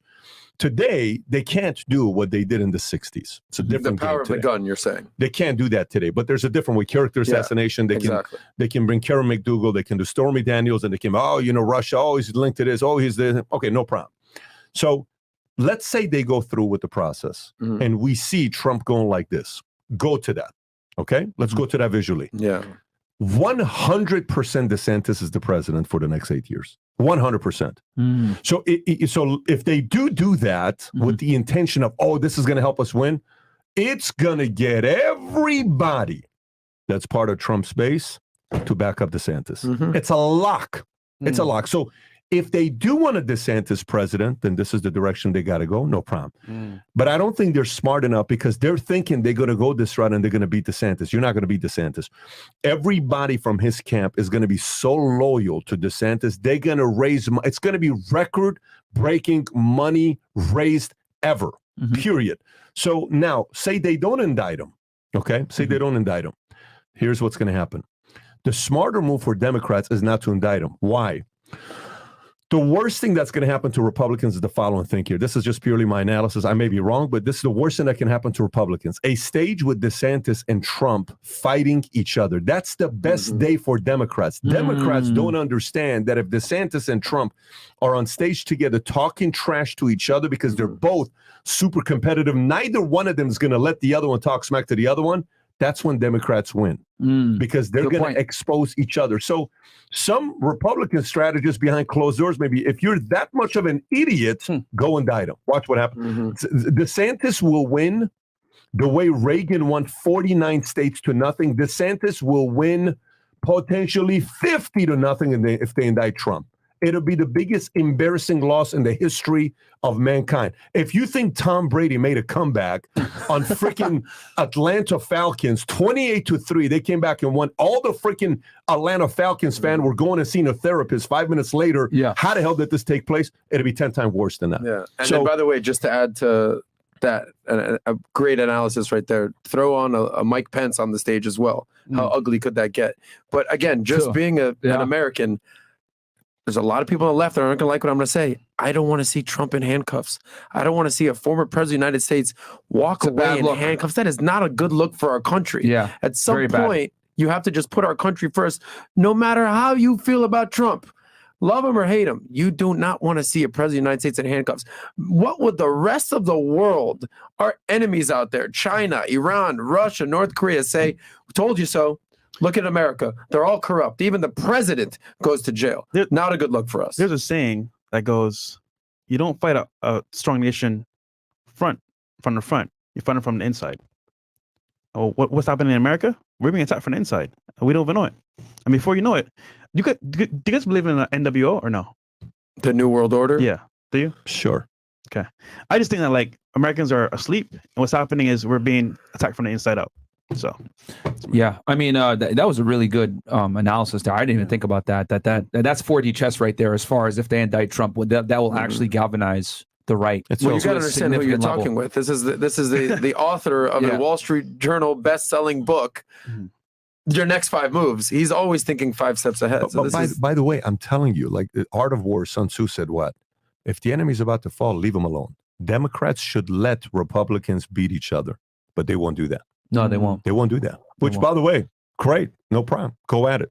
It's going to be very, very ugly the next 18, 20. America's, like, let me put it to you. If I would have told you 4 years ago, go to 2015, okay, where smoking marijuana was still like, oh, we shouldn't legalize it, all this stuff. Today, nobody, you smoke marijuana, is like, okay, no problem. It's like, I can't believe you're smoking cigarettes. You should smoke some marijuana instead of smoke cigarettes, right? So cigarettes is frowned upon today. There's this one guy who's going around telling everybody we should legalize marijuana. His name is Joe. Maybe you know his last name. Rogan, right? Yeah. So imagine Joe Rogan. From that moment, the guy that's the voice of UFC outside of Dana White, outside of the big fighters that they have, this guy's everywhere. This guy's running a podcast. This guy's telling people legalize marijuana, ayahuasca, all this stuff. To 3 weeks ago, telling Aaron Rodgers the solution is to vote Republican. What? Yeah. And then 3 months ago, 5 months ago, Elon Musk tweets the solution is to vote Republican. Do you know how?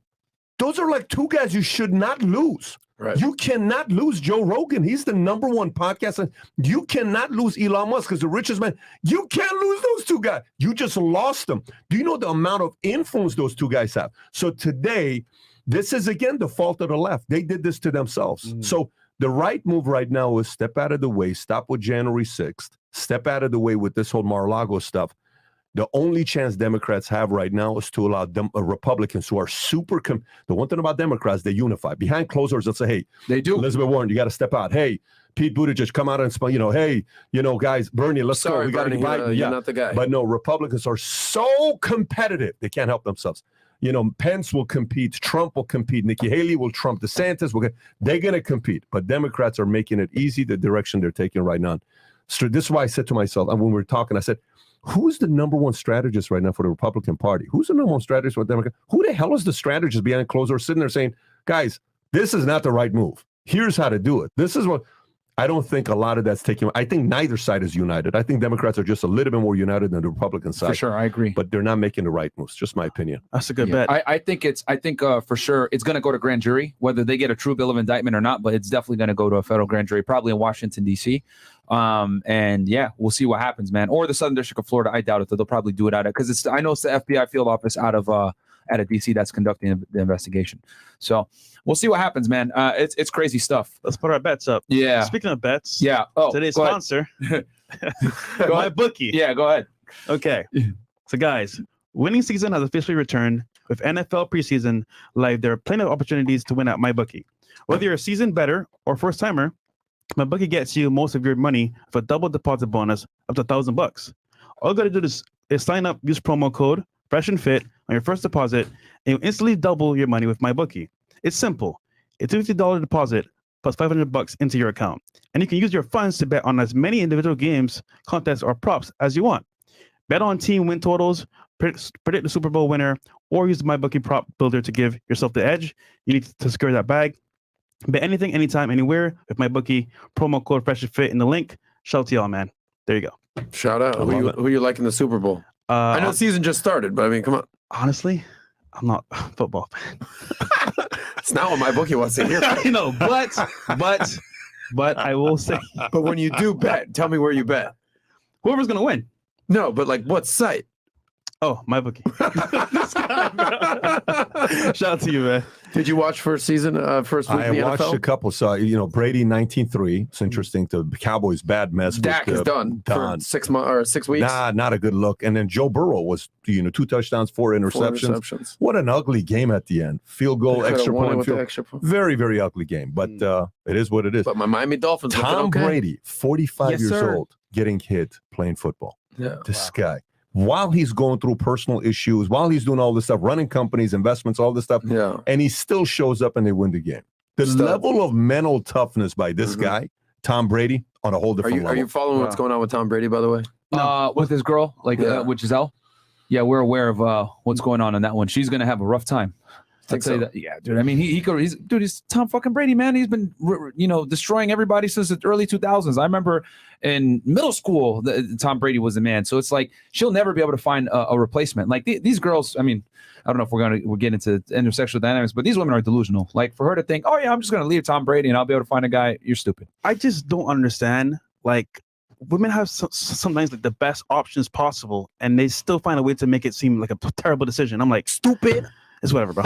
Yeah. So I don't know what your thoughts are on that, but Well, I mean, Tom Brady's the GOAT. Yeah, So how do you leave the GOAT? I mean, I'm not even speculating what's happening. They're obviously having some marital issues. I don't think she wanted to play this year. Can I speculate? Go ahead. I want to Shoot, speculate. please. Here's We my wanna hear this. speculation. Here's my speculation. I may be wrong, but I'm speculating. Okay. Here's what I'm convinced happened. This is in my mind, the imagination. I'm just kind of playing this. So I'm convinced that there was a moment where Brady made a decision with his wife. Babe, I'm retiring, but don't tell anybody. Okay. I want to be the first to announce it. Giselle, I believe, accidentally told a friend who told a friend who told a friend. And it got to Adrian, it got to the guys on ESPN, and they announced Brady has made a decision to retire. Oh, man. Brady comes out pissed off. A day later, he writes the note saying, I am stepping away from the game. I am retiring. And it pissed him off so much that he wasn't the first person to say it, that they had an argument. He says, you know what I'm going to do? I'm going to go back and play in the NFL just to say, I make the decision. Yeah. I'm the one that's going back. That's how I see it. You have to be a little bit mentally off to compete at 44 years old. You got 7 championships. So if there is a guy that would just simply say, screw you, I'm going to play one more season because I end when I'm done. And then here's what he said to himself. I'm not telling anybody if I'm retiring. I'm just going to announce it out of nowhere to people on social media. And I'll do it. I'm not going to talk to my agents. I'm not going to talk to my managers. I'm not going to talk to my family. That's what I'm going to do. Again, pure speculation. Is she the one that? So you think you suspect that he initiated the breakup, not her? No, I speculate him saying to his wife that I'm retiring, and I'm speculating that she accidentally leaked that to somebody regular, purely accidental. Okay. And he lost it saying, I told you don't tell anybody. Yeah. And But she's initiating the breakup, isn't she? From what I understand, I thought she was she got pissed off and she left and she went to Costa Rica or something like that. But you think that's what started it? Okay. Oh, I think that's what he started. And she's saying, you know what, if you want to play, it's either me or NFL. And she said, I'm going to leave. Okay. What it is. Okay. I see. And by the way, I don't see Tom as a guy that wants to be single and go play. I see Tom as a guy that I think Tom wants to stay married and wants to try to make it work because his parents, he comes from a very, very good family. Mm-hmm. You know, I don't know if you guys seen Man in the Arena or not. If you're not seeing the documentary, it's an incredible documentary. Mm-hmm. And you see when his mom had cancer and she was at the game, you know, the game 28-3 that I just referenced? Yes. Yeah. His mom has cancer. That's the first game she comes after the hospital. He says, I'm in the locker room. My mom's got cancer. I'm down 28-3. I can't lose like this. He makes the greatest comeback of his career while his mom's in the audience having cancer. He wins. The moment with his family afterwards is priceless because his dad's like, hey, you did it for mom. That's great. I'm proud of you. So he's a family guy. When there was a kid one time that asked him a question saying, who's your hero? I don't know if you remember his answer or not. This video of Tom Brady, you should go see it, okay? When Tom Brady's asked, Tom, who's your hero? I dare any man to go watch it and not get emotional. They asked him the question, so Tom, who's your hero? And Tom looks at the kid. The kid is asking a question. He says, you want to know who my hero is? Yeah. He says, my hero? My dad's my hero. And when he's saying this, tears are coming down. This guy in his core is a family guy. Don't get me wrong. He smashed, he played, he did what he did. You're supposed to. Yeah. You're a freaking star doing what you're doing. You ought to have the reputation. This is Derek Jeter. Tom Brady is here. Yeah. I mean, you're at the level of Michael, Tiger. There's only like a handful of Tom Brady's in the world in different sports. Absolutely. Yeah. So you got that out of your system. Good for you. But I don't think Tom's a guy that wants to go through I think he's a guy that wants to kind of get his family going. It's very difficult to be the greatest while simultaneously womanizing. It's very difficult. You know, if you look at a lot of the top athletes, they typically had a stable woman. They might play here or there, but they had a stable woman that they were dealing with because I've always said it. You can't be the top womanizer while simultaneously being the greatest from a financial perspective and an accomplishment perspective, whatever, because dealing with women in itself. I have a couple people that would disagree with you. You think so? I think there's this guy. What was his first name? It wasn't Cat or Lion. What was his first name? Was Tiger. You know, this guy Tiger. Yeah. But I mean, but before, no. But I'm saying building up. Totally. When he was killing it in the 90s. Yeah, totally. I mean, after he had his fun. For sure. By the way, if you look at Michael in his rookie year, he looks like a nerd. Yeah. If you see his interviews, he doesn't he's not like yet, you know, you can kind of see a little bit of innocence. Mm-hmm. When Michael realized he's going to destroy everybody, then Michael became Michael. It was a whole different story. Yeah. So that's what I meant. I meant when he was killing it in the 90s. Not when you're already like, he was the man by then. Kobe Bryant, you know, he was already the man by the time, you know, he got involved with that situation in 04 or 05. Legendary interview with Kobe Bryant as well. That was a great interview, by the way. Yeah. By the way, two things with you know, I just sat down with Shaq a couple of weeks ago. So Shaq, I don't know if you guys know what happened when I interviewed Kobe. I asked Kobe a question saying, Kobe, you know, if Shaq had your work ethic, who would he have been? He says, Shaq would have been the greatest of all time. He said, we would have 12 championship rings. Anyways, Stephen A. Smith, they talk about it the next day. Yeah. That interview ends up that clip gets a few 100 million views when we do the whole interview with Kobe. Shaq sends me a message on Instagram.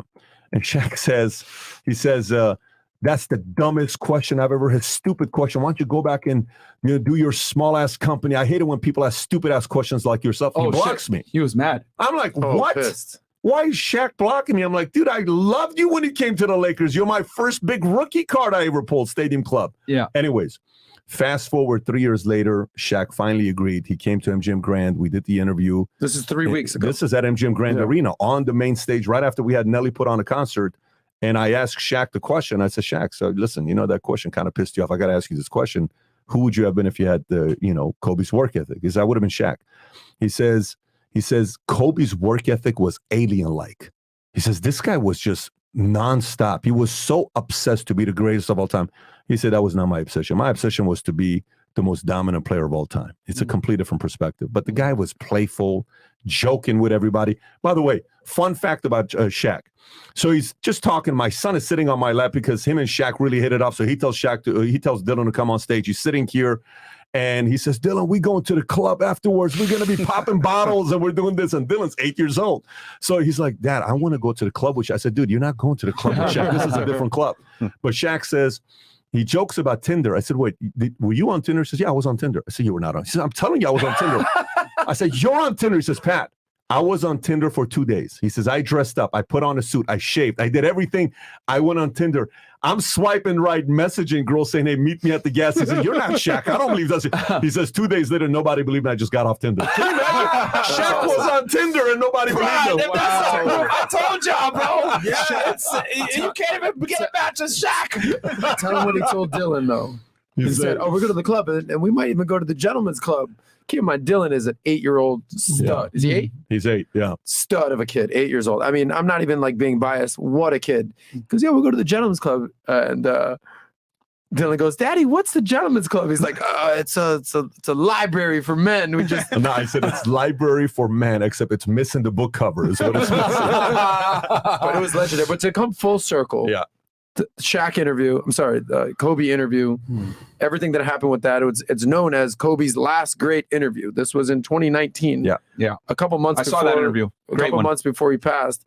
To come full circle, after everything that we've been through in the past couple of years, to have this interview with Shaq, it must be pretty compelling for you to where you were 3 years ago. You sold the company, everything that happened. Now you have Shaq, you have Dylan on your lap. This is a big deal. Life is funny, man. It's just, just be patient, man. You may have a falling out with a friend today or somebody today, 5-10 years later, all of a sudden you're in business together. You're having, great conversations together. So it's sometimes we choose the stars too early. Sometimes we choose the rock stars of the industry too early. Be patient. Way too early. Things can change. I was saying, never close open doors because you never know when you might have to walk through it again. Every 10 minutes you say something, and every time you say something, I'm taking notes. That's the wisdom, man. There you go. This is the wisdom of the former pastor. Constant. You're the number one sometimes. I'll say this real quick because we're going back to the Giselle and Tom Brady thing. And I foresee what Giselle was going to happen is she's going to end up like Larsa Pippen. I don't know if you guys heard Larsa Pippen a couple weeks ago, was did an interview where she basically said, it's very difficult for me to date. I can't find another Scottie Pippen. And I mean, there's a reason for that. She said that? Yeah. Really? Yeah. She said that? Yeah. We broke it down on one of our episodes. Wow. Because she had been, because she left him, dated Future, dated a couple celebrities, a couple athletes, whatever. She followed the Kardashian route, right? Because she was friends with them and she wanted to kind of experience that single life. And I was like, well, that's going to be a detriment to your long-term happiness because, we know women typically want some type of monogamy or security. And she left a guy that was very secure that she had children with. And she went out there, had some fun, blah, blah, blah. Now, Scotty has a younger, hotter girl, and she's older. And, I've always said it, controversial take, but as women age, typically, they lose value in the sexual marketplace with dating and having options. And when you're a woman at that caliber, you've been accustomed to a certain lifestyle, and it's very difficult for women to regress from a male standpoint of the type of men that they date. So it's going to be tough for her. Somebody actually spotted her with Jordan's son, which is a whole other how the mighty have fallen, I guess. And she has options, by the way, but guess what? They just want to smash. She has, sexual options only. So it's like she left thinking the grass was green on the other side, but there's no grass over there. And I foresee the same is going to happen probably for Giselle. It's artificial. And she was making news. This is probably a year ago. She was dating the player in the Timberwolves, Malik something. She was basically running around with this guy. Yeah. Okay. Walking hand in hand in the airport, paparazzi all over the place. Yeah. Here's this 24-year-old dude in the NBA he's just looking for eyeballs. I mean, exactly. He's like, I'm banging Scarlett. And a funny story, whatever. And a funny story. Like, they don't exactly. But he's not going to take that girl seriously. Exactly. Where she looks like an absolute joke. He's like, I don't give a shit. I'm playing. I'm having Some a ball. women have a lack gross of awareness of why men are actually dealing with them in the first place. They tend to think I'm special and he likes me for me, but the reality is, no, he likes you for the story. Malik Beasley. You know this Larsa Pippen. I mean, you've spoken about her. By the way, she's Assyrian, and to be one of the most famous Assyrians in the world, there's only 7 of us. And she's one of them. So Assyrians know who she is. But listen, man, Pippen, you're talking about one of the top 50 greatest players of all time. You're laying next to this guy. I almost bought his house. His house that I looked, I was telling you about that. It was renting. But it's a beautiful house. You saw the whole thing in the back. But listen, for her to go through what she goes through, look at what Jeff Bezos' wife did. 25 years you're married to Bezos. Okay. At the time, richest man in the world. Okay. Just think about it. Yeah. One day you wake up and you say, oh my God, I am so tired of this guy that wants to take over the world. I'm drained. Stop. How much more money do you need to make? You put out Barnes and Noble. You put Borders out of business. Bookstores are going out of business. You're driving me insane. Can we just sit down and have popcorn and watch a movie, right? And then she says, you know what? this is just not going to work. They tweeted both on the same day. Mhm. After 25 years, we've decided to. They did it the right way. They have the right PR firm, okay? Yeah. So they know kind of what they're doing. They can afford a real good PR firm, right? Yeah. And then all of a sudden, she leaves and she hooks up with who? A school teacher. School teacher. So now imagine this. Now let's give the Stupid. perspective. Yeah. So she comes on, babe, how was your day? You will not believe this student. You know what he answered on 47 times 28? I couldn't believe it and she's probably thinking in her head, 47 times 28. I was married to a guy that could do 17,962 times 30. What the hell is this guy talking? Maybe I can tolerate this. Next day. So, babe, how was your day? So today, this guy turns in the paper. He uses blue ink. I told him black. After a while, she's going to sit there and say, what the hell is the matter with this guy? Was married to a guy that went to the moon. He's doing, not went to the moon, but, he built all this stuff. Lord. So I don't know. I mean, look, I can see how being with a personality like a Brady, like a Michael, like a Magic, like a Kobe, that's got to be draining. It's not easy. To a degree, yeah. It's got to be like, dude, it's nonstop. But at the same time, the alternative is 100 times more boring. And the moment you get bored, and you're done hooking up with a guy that, he did whatever he did to you, you're like, okay, fine. You're laying and you turn your back. He's asleep. You're acting like you're asleep. All you're thinking about is Scottie freaking Pippen. Bam. That's what you're thinking about. Yeah. And she Because- said that. Yeah. She said that. And listen, by the way, credit to her for saying that. She thought she was going to be a Kardashian. She did not have a strategist. Who's the legendary strategist of the Kardashian Chris family? Jenner, Yeah. the mother. Actually, shout out to Ray J, man. He For should be here exposing that. soon. Because, actually, no, on camera. But yeah, shout out to Ray J. Yeah. Sorry, go ahead. Yeah, that's a legit strategist. So when you have a Kris Jenner, you tend to produce billionaires. Okay, people think it's like because remember, how many billionaires has Kris Jenner produced now? Ooh. How many? 2. Yeah. Two kids. She gave birth to 2 billionaires. I'd love to see who's given birth to 2 billionaires. Yeah. Kris Jenner can say, I gave birth to 2 billionaires, and her strategy of how to do it. Did you see what Ray J said yesterday when she was being questioned, truth or dare? Did you see that whole With the thing? lie detector? Yeah, lie detector. Yeah. It's like, so I did not sell the sex tape. Of course she's telling the truth. And then Yeah. Ray J's like, the hell are you talking about? So it's a very interesting seeing the dynamics between these guys. Yeah. Going back and forth. Well, Do you think she did sell the sex tape, or what's your thoughts on that? Surprised because I speak to Ray J's team all the time behind the scenes. So I guess I can say it now. Yeah. You put it out, right? And Ray J comes back to Miami. He's coming on the podcast. However, I do want to say this regarding the actual footage that was leaked or whatever. It was definitely Kris Jenner. Like it was all planned out. And So technically, I guess she didn't lie. Kris Jenner has put it out. yeah. And the contract that was between them, between Ray J and Kim, it was signed and sealed. So like she's saying things to like obviously keep up her end of the bargain by being ambiguous and not being the one that did it. Yeah. But we all know from what Ray J's saying that she did it. So it's like whose word is over who? What do you think about that? But hold on, in court though, who's gonna hold up? I think Ray J's gonna win, hands down. Yeah. I believe Ray J's story. I think we got to go ahead and look, go back in time a little bit, back in the mid to early 2000s when this video came out, right? I think the sex video came out somewhere between 2006 to 2008. This is before the era of social media. Yeah. So, they recorded on a piece of shit phone, blah, blah, blah. And it was a crazy publicity stunt because sex tapes were kind of like a novel thing. Like if you want to get your name out there, you would have a sex tape. I remember China from WWF WWE Pam now. Anderson. Pam Tommy Lee Anderson was the biggest and Tommy thing on the Lee. planet. That was a huge way to get put on back then in the day. It was still fairly novel to have a sex tape of a celebrity. So she just did it at the right time. Nowadays, all girls are doing it thinking that it's going to work. And when in reality, we're desensitized to female sexuality now. It's all over the place. So I wouldn't be surprised if it wasn't a publicity stunt back then and they were able to take advantage of the times and it's a sensitivity to pornography and celebrities. What do you think about it, though? How do you judge it? Do you sit there and say, great strategy? Or do you say, why would a mom do something like that with her daughter? That's a fantastic point. I've talked about this with the girls, and it's kind of scary because I asked the girls, do you think Kim Kardashian is a good role model as a mother and a wife?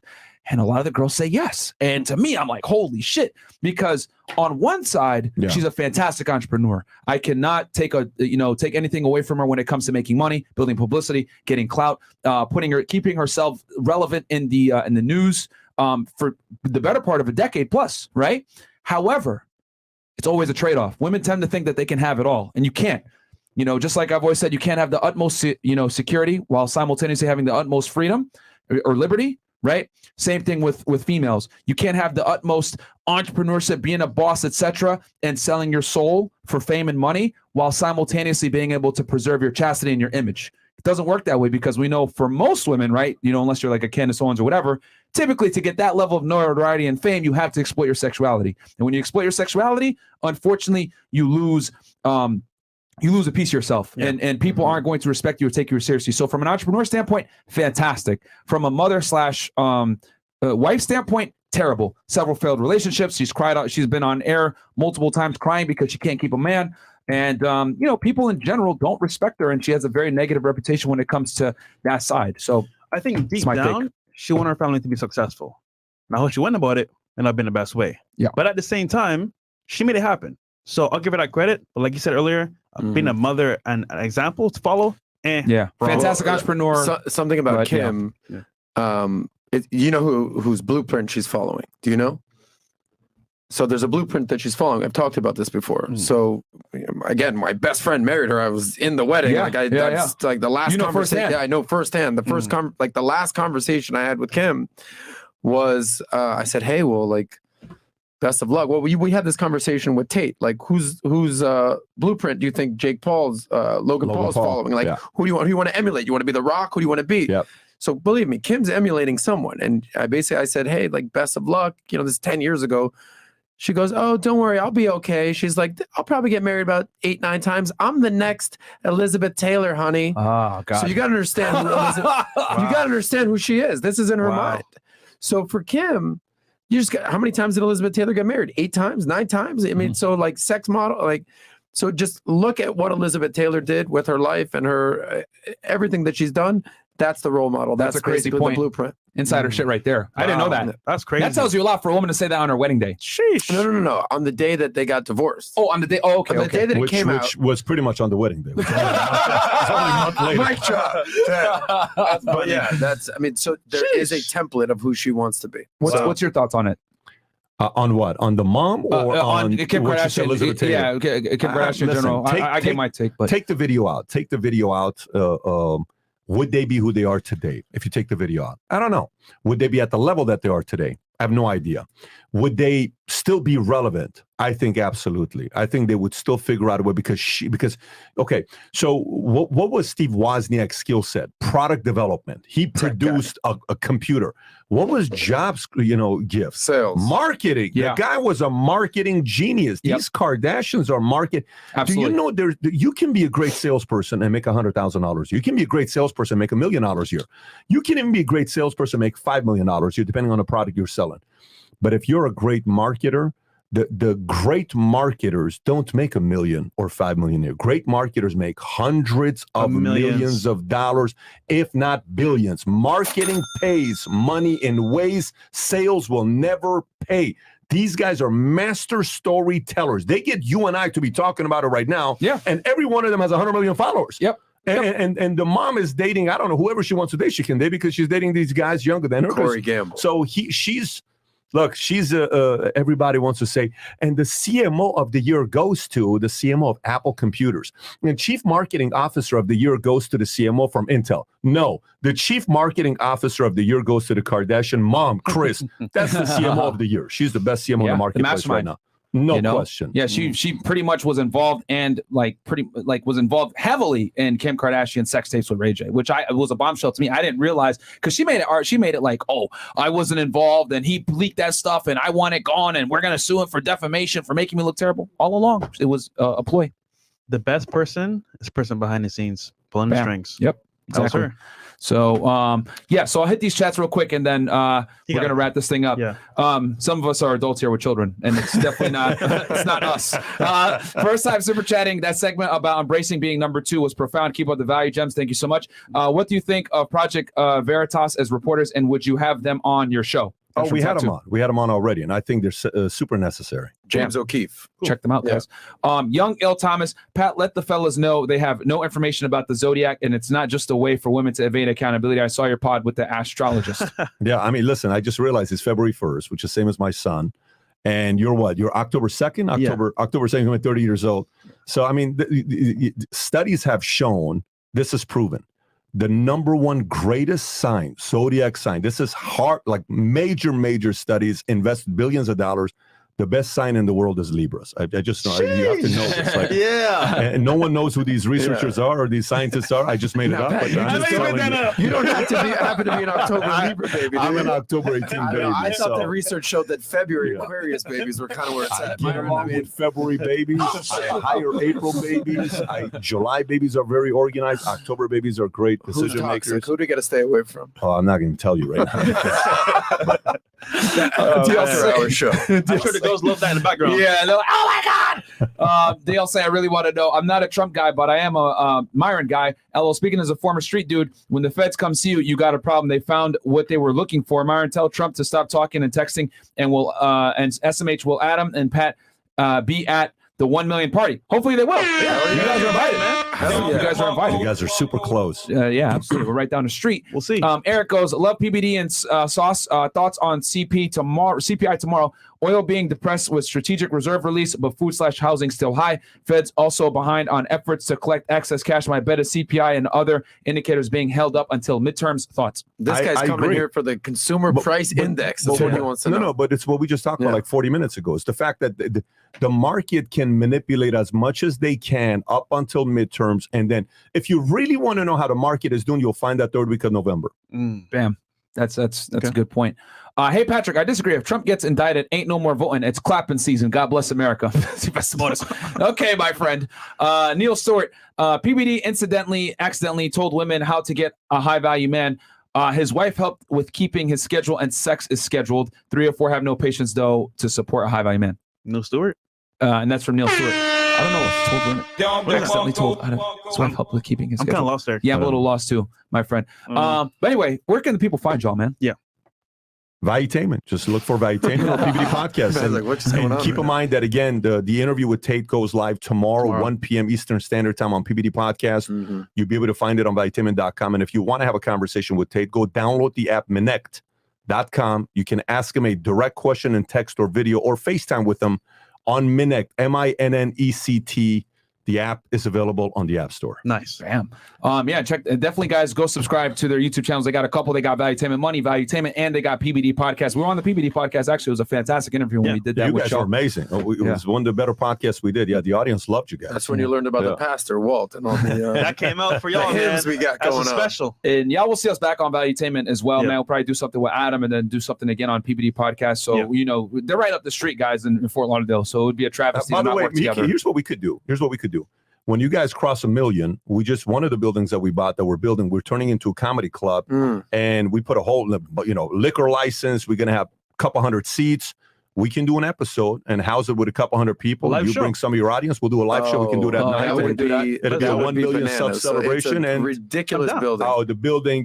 It's a nightclub / cigar / a bunch of different. Well, things. if you know anything about Myron, he ain't leaving this house until they cross 1 million. So when they cross 1 million, we're gonna invite him up the street to come to our other studio. We'll do a live show. We'll definitely do it. I'm down to do that. The only thing I ask is if one of the girls act crazy, can I Frank Hassler? Can I kick her off? Sure. Okay. If I can do it there, be different. Okay. As long as I can do that, then I'm down. I will definitely do that. I think that'd be great for the people to see a live show there. But guys, check them out, man. There are bros. Shout out to Valuetainment, shout out to Valuetainment Money, PBD Podcast. All their links are below. Check them out on Instagram. Follow them, guys.